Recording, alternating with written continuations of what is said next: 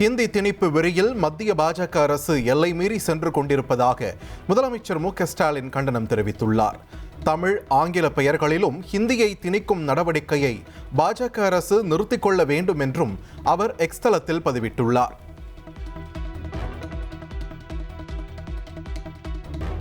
திமுக கூட்டணியில் காங்கிரஸ் கட்சிக்கு ஒரு ராஜ்யசபா சீட் ஒதுக்குவது தொடர்பாக இன்று மாலை ஒப்பந்தம் கையெழுத்தாகிறது. திமுக கூட்டணியில் காங்கிரஸ் கட்சிக்கு 28 சட்டமன்ற தொகுதிகள் ஒதுக்கப்படலாம் என்றும் தகவல் வெளியாகியுள்ளது.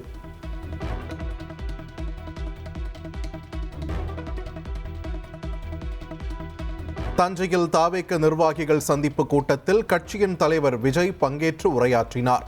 பச்சை துண்டு அணிந்து விஜய் பிரச்சார வாகனம் மீது ஏறியதுமே தாவேக நிர்வாகிகள், தொண்டர்கள் கட்சி துண்டை சுழற்றியபடி ஆர்ப்பரித்தனர்.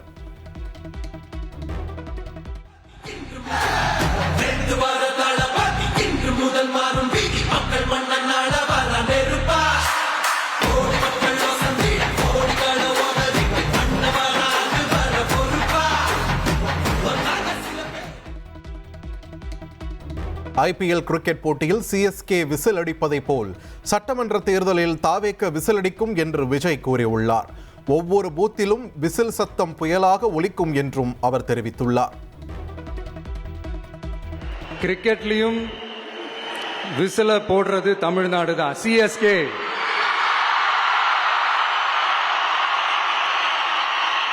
வரப்போற எலெக்ஷன்லயும் விசில போட போறது நம்ம TVK தான். தமிழ்நாடு தான் TVK தான் தமிழ்நாடு. பாஜகவுக்கு ஆதரவாக தாம் பேசுவதாக அரசியல் எதிரிகள் திரித்து பேசுவதாக விஜய் குற்றம் சாட்டியுள்ளார். இனிமேல் சிறுபான்மையினர் ஆதரவு கிடைக்காது என்பதால் தில்லுமுள்ளு செய்கின்றனர் என்றும் விமர்சித்துள்ளார். விஜய் வர்சஸ் ஸ்டாலின் சார், அதையும் நான் சொல்லியிருந்தேன். அப்புறம் இன்னொரு கேள்வியும் கேட்டிருந்தேன். இது தமிழ்நாடு சட்டசபைக்கான ஒரு தேர்தல். இதை ஏன் தமிழ்நாட்டுக்கும் டெல்லிக்குமான ஒரு எலெக்ஷன் சொல்றீங்க அப்படின்னு நான் கேட்டிருந்தேன். உடனே விஜய் பாஜகவுக்காக பேசுறாரு அப்படின்லாம் திருச்சி பேச ஆரம்பிச்சிட்டாங்க. மக்களுக்கும் எனக்கும் இயற்கையாகவே உறவு இருக்கிறது என்று விஜய் கூறினார். மற்றவர்களுக்கு இது எலெக்ஷன், எனக்கும் மக்களுக்கும் இது எமோஷன் என்று அவர் தெரிவித்தார். மற்றவங்களுக்கு வேணா இது எலெக்ஷன், ஆனா எனக்கும் என்ன நேசிக்கிற மக்களுக்கும் it is an emotion.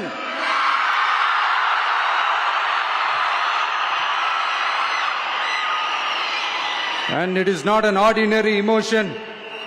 It is a powerful oceanic emotion. விவசாயம் குறித்து தெரியாவிட்டாலும் விவசாயிகளின் கஷ்டங்கள் தனக்கு தெரியும் என்று விஜய் கூறினார்.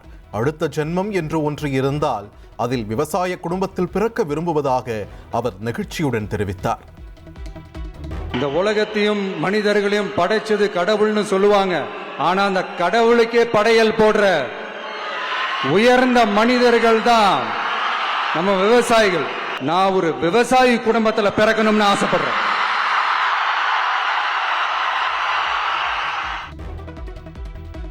நானும் டெல்டாக்காரன் தான் என்று விவசாயிகளின் காதில் டால்டா ஊற்ற விரும்பவில்லை என்று விஜய் கூறினார்.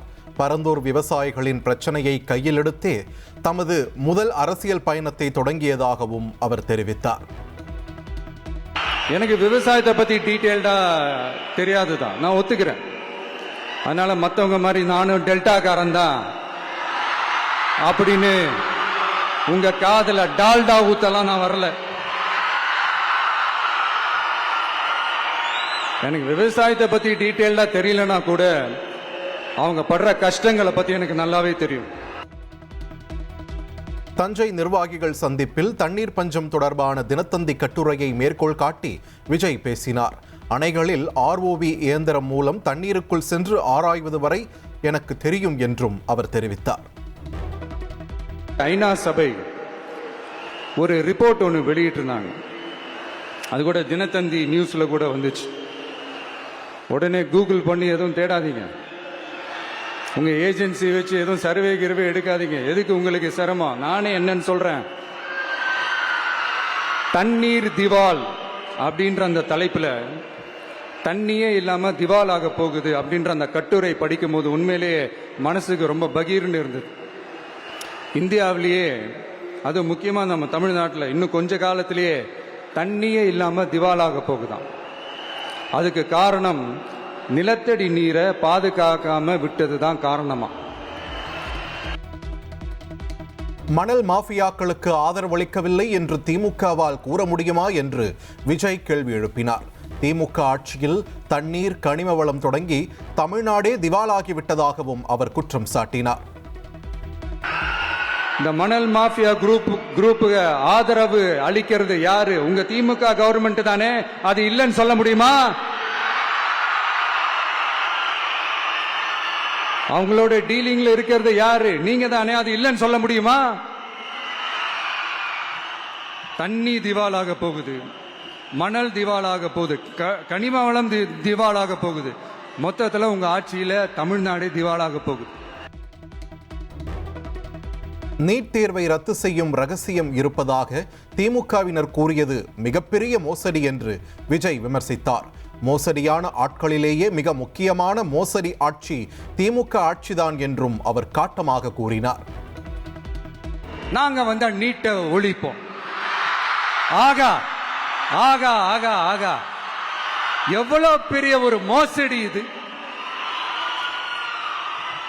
கேட்டா நாங்க தான் முன்மாதிரி ஆட்சின்னு சொல்லுவாங்க. மோசடி ஆட்சி. ஆட்சி முடியும் தருவாயில் பெரிய திட்டங்களுக்கு அடிக்கல் நாட்டுவது ஏன் என்று திமுக அரசுக்கு தாவேக தலைவர் விஜய் கேள்வி எழுப்பினார். தாவேக ஆட்சியில் முதல் வருடத்தில் அடிக்கல் நாட்டப்பட்டு 5 வருடங்களுக்குள் பணிகள் முடிக்கப்படும் என்றும் அவர் உறுதியளித்தார். அந்த ஆட்சி முடிகிற டைம்ல அந்த கடைசி 6 மாசம், அந்த 1 வருஷம், அந்த 1.5 வருஷத்துல அதுக்கான திட்டத்தை கொண்டு வருவாங்க, அதுக்கான அடிக்கலை நாட்டுவாங்க. அதுக்கப்புறம் எலெக்ஷன் வரும், தோத்துருவாங்க. கேட்டா எங்க ஆட்சி தான் முடிஞ்சிருச்சே அப்படின்னு நாடகம் ஆடுவாங்க. இல்லை, நான் தெரியாம தான் கேட்கிறேன். மக்கள் மேல உங்களுக்கு உண்மையிலே அந்த அக்கறை இருந்துச்சுன்னா ஆட்சிக்கு வந்த உடனே இந்த மாதிரி பெரிய பெரிய திட்டங்கள்லாம் ஸ்டார்ட் பண்ண வேண்டியது தானே. அதனால் ஆட்சி முடியும் போது அடிக்கல் நாட்டுறது. தாவேக ஆட்சி அமைந்ததும் 5 ஏக்கர் வரை நிலம் வைத்திருக்கும் விவசாயிகளின் கூட்டுறவு வங்கி பயிர்க்கடன்கள் ரத்து செய்யப்படும் என்று விஜய் வாக்குறுதி அளித்தார். 5 ஏக்கருக்கும் மேல் நிலம் வைத்திருப்பவர்களின் பயிர்க்கடனில் 50 விழுக்காடு வரை தள்ளுபடி செய்வது குறித்தும் பரிசீலிப்போம் என்றும் அவர் தெரிவித்தார். 5 ஏக்கர் வரை நிலமுள்ள விவசாயிகள் வேளாண் கூட்டுறவு வங்கிகளில் வாங்கிய பயிர்க்கடன் முழுமையாக ரத்து செய்வதற்கும், 5 ஏக்கருக்கு மேல் உள்ள விவசாயிகள் வேளாண் கூட்டுறவு வங்கிகளில் வாங்கிய பயிர்க்கடன் 50% வரை ரத்து செய்வதற்கான சாத்திய கூறுகளை ஆராய்ந்து உறுதியாக நடவடிக்கை எடுப்போம். 2 ஏக்கருக்கு கீழாகவும் நிலமற்ற விவசாயிகளின் குழந்தைகளின் உயர்கல்வி செலவை அரசே ஏற்கும் என்று விஜய் வாக்குறுதி அளித்துள்ளார். உர தட்டுப்பாட்டை போக்கவும், நேரடி நெல் கொள்முதல் நிலையங்களில் லஞ்சத்தை தடுக்கவும் நடவடிக்கை எடுப்போம் என்றும் விஜய் கூறியுள்ளார். திமுக தொடர்ந்து 2வது முறையாக ஆட்சி அமைத்ததாக சரித்திரம் இல்லை என்று விஜய் கூறினார். மறைந்த முன்னாள் முதல்வர் கருணாநிதியால் அதனை செய்ய முடியவில்லை என்றும் அவர் தெரிவித்தார். தமிழக வெற்றிக் கழகத்தை சுற்றி ஏராளமான சதி நடப்பதாக விஜய் குற்றம் சாட்டியுள்ளார். திமுக, அதிமுக கட்சிகள் டீலிங் பேசி வைத்து தாவேகவை எதிர்ப்பதாகவும் அவர் விமர்சித்துள்ளார். ஒன்னு நீ இல்லனா நான் இல்லனா நீ இல்லனா நான். நமக்குள்ள வேற எவனும் நடுவுல வந்துடக்கூடாது. நாம 2 பேரால மட்டும்தான் மக்களை ஈஸியா ஏமாத்த முடியும். இந்த விஜய் வந்ததுனால நமக்கு பொழப்பே போச்சு. மக்கள் வேற அவனை தான் நம்புறாங்க. நாம வெளியே அடிச்சுக்கிற மாதிரி அடிச்சுக்கிட்டாலும் உள்ள நம்மளுடைய டீலிங் பக்காவா இருக்கணும். மக்களோட ஃபீலிங்ஸை பத்திலாம் நமக்கு கவலை இல்லை. நமக்கு டீலிங் தான் முக்கியம். மாத்தி ஆட்சிக்கு வந்துடலாம்னு நினைச்சோம், ஆனா அது நடக்காது போல் இருக்கு. அதனால நீ என்ன பண்ற? எஸ்ஓபின்னு போட்டு ஒரு பக்கம் அவனை தடுத்துரு, இன்னொரு பக்கம் அவன் மேல பழி போட்டு நானும் தடுத்துறேன். என்ன ஓகேவா? டீலிங் ஓகேவா? ஓவர். கரூர் துயரச் சம்பவம் முதல் ஜனநாயகன் படம் வரை தன் மீது பழி சுமத்துகிறார்கள் என்று விஜய் கூறினார். ஜனநாயகன் விவகாரத்தில் முதல்வர் உட்பட ஒரு சிலர் குரல் கொடுத்ததாகவும் அவர்களுக்கு நன்றி என்றும் விஜய் தெரிவித்தார். கரூர்ல ஆரம்பிச்சு நம்ம ஜனநாயகன் படம் ரிலீஸ் வரைக்கும், ஆனா அந்த ரிலீஸ் பிரச்சனையில நிறைய பேர் குரல் கொடுத்தாங்க. முக்கியமா நம்மளுடைய முதல்வர் அவர்கள் கூட பூசி மொழிகி பட்டும் படாம குரல் கொடுத்தாங்க. But what ever it is, குரல் கொடுத்த அவங்களுக்கும் மற்றவங்க எல்லாருக்கும் இந்த நேரத்தில் என்னுடைய நன்றியை தெரிவிச்சுக்கிறேன். தஞ்சையில் தாவேக்க மக்கள் சந்திப்பு நிகழ்ச்சியில் விஜய் சங்கீதா ஒன்றாக இருக்கும் புகைப்படத்தை தொண்டர் ஒருவர் எடுத்து வந்திருந்தார். இருவரும் உள்ள புகைப்படத்தை தாவேக்க தொண்டர் உற்சாகத்துடன் உயர்த்தி பிடித்திருந்த காணொளி சமூக வலைதளங்களில் பரவி வருகிறது.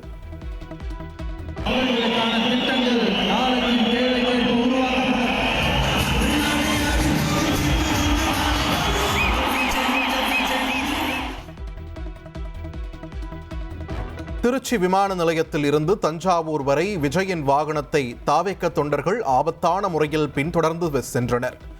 துவாக்குடி சுங்கச்சாவடியில் விஜயின் வாகனத்தை நூற்றுக்கணக்கான தொண்டர்கள் சூழ்ந்து கொண்டதால் பதற்றமான சூழல் நிலவியது.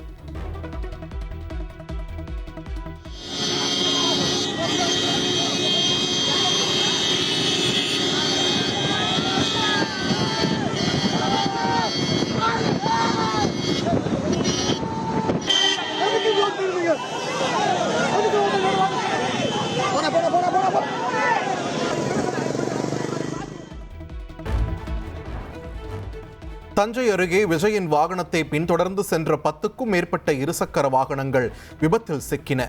ஒருவர் பலத்த காயத்துடன் மீட்கப்பட்டு மருத்துவமனைக்கு அனுப்பி வைக்கப்பட்டார்.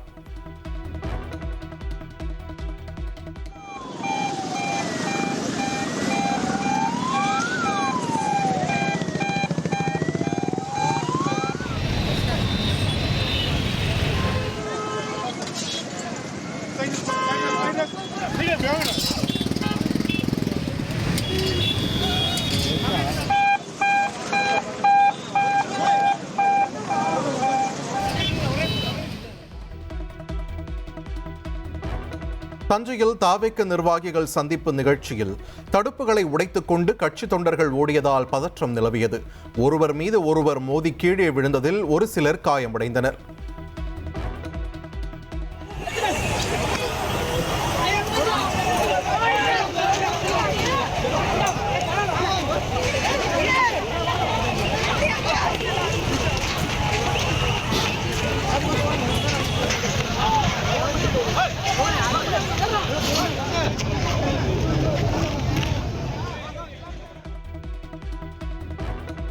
உத்தரப்பிரதேச மாநிலம் பிரயாக்ராஜில் ஹோலி பண்டிகை கொண்டாட்டம் களை கட்டியது. ஆயிரக்கணக்கான மக்கள் வீதிகளில் திரண்டு ஒருவருக்கொருவர் வண்ணப் பொடிகளை பூசி ஆட்டம் பாட்டத்துடன் கொண்டாட்டத்தில் ஈடுபட்டனர். நாடு முழுவதும் அரசியல் கட்சி தலைவர்கள், மத்திய அமைச்சர்கள் ஹோலி பண்டிகையை உற்சாகத்துடன் கொண்டாடினர். டெல்லியில் மக்களவை எதிர்க்கட்சித் தலைவர் ராகுல் காந்தி, முன்னாள் முதல்வர் அரவிந்த் கெஜ்ரிவால் உள்ளிட்டோர் ஹோலி பண்டிகையை கொண்டாடி மகிழ்ந்தனர். சென்னையில் ஆபரண தங்கத்தின் விலை 2வது நாளாக சவரனுக்கு 2120 ரூபாய் சரிந்துள்ளது. 1 கிராம் 15,200 ரூபாய்க்கும், ஒரு சவரன் தங்கம் 1,21,600 ரூபாய்க்கும் விற்பனை செய்யப்படுகிறது.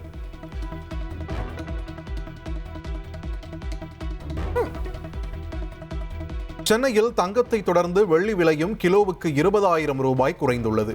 1 கிராம் 295 ரூபாய்க்கும், 1 கிலோ கட்டி வெள்ளி 2,95,000 ரூபாய்க்கும் விற்பனை செய்யப்படுகிறது.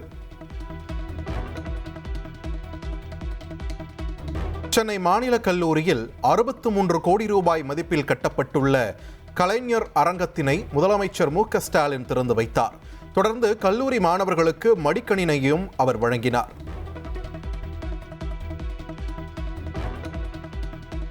வீட்டு வசதி மற்றும் நகர்ப்புற வளர்ச்சித்துறை சார்பில் கட்டப்பட்ட அடுக்குமாடி குடியிருப்புகள் மற்றும் தோழி விடுதிகளை காணொலி வாயிலாக முதலமைச்சர் மு.க.ஸ்டாலின் திறந்து வைத்தார். சென்னை மாநகராட்சி சார்பில் குடிநீர் வழங்கல் வாரியம் உட்பட பல்வேறு துறைசார் திட்டங்களுக்கும் அடிக்கல் நாட்டினார்.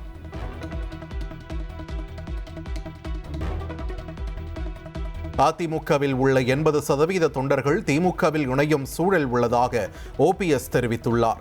ஜெயலலிதாவிற்கு துரோகம் செய்ததாக கூறிய முன்னாள் அமைச்சர்களின் கருத்திற்கு பதில் சொல்ல தேவையில்லை, மக்களே சொல்லிவிட்டார்கள் என்றும் கூறினார்.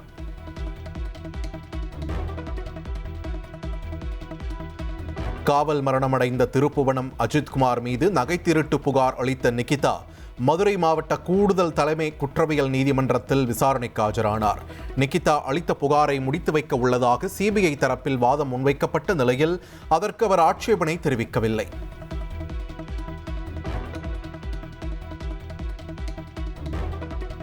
அஜித்குமார் மீதான நகை திருட்டு புகாரில் உண்மை இல்லை என்று சிபிஐ தெரிவித்தது குறித்த கேள்விக்கு பதிலளித்த நிகிதா தன் மீது எந்த தவறும் இல்லை என கூறியுள்ளார். இந்த விவகாரத்தில் தன்னை சுற்றி எந்த அரசியல்வாதிகளோ வழக்கறிஞர்களோ இல்லை என்றும் அவர் தெரிவித்துள்ளார்.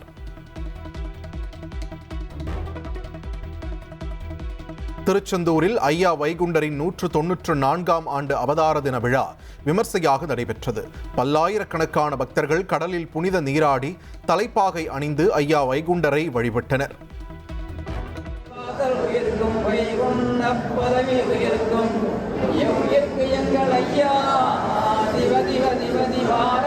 ஐயா